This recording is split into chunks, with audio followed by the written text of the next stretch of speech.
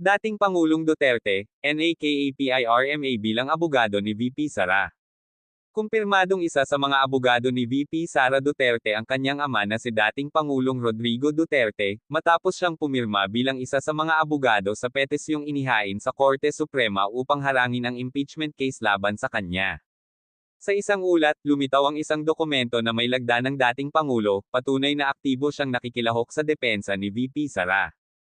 Kabilang din sa defense team ni VP Sara ang kanyang father-in-law na si Attorney Lucas Carpio Jr. Nitong ika-18 ng Pebrero, formal na inakyat ni VP Sara Duterte sa Korte Suprema ang isang petisyon upang questionin ang legalidad at konstitusyonalidad ng ika-4 na reklamong impeachment na isinulong ng Kamara.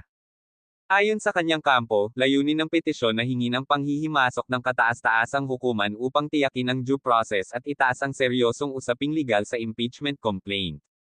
Sa isang pahayag, sinabi ng Forton, Narvaza, at Salazar Law, ang law firm na kumakatawan kay VP Sara, na naniniwala silang gagampanan ng Korte Suprema ang tungkulin nitong protektahan ang demokrasya at tiyakin ang paggana ng batas.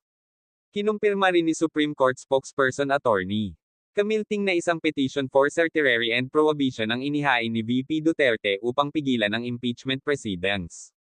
#Sara Duterte, #Rodrigo Duterte, #Inday Duterte, #impeachment, #Duterte Legacy, #SC, #Duterte, #AmPilipino.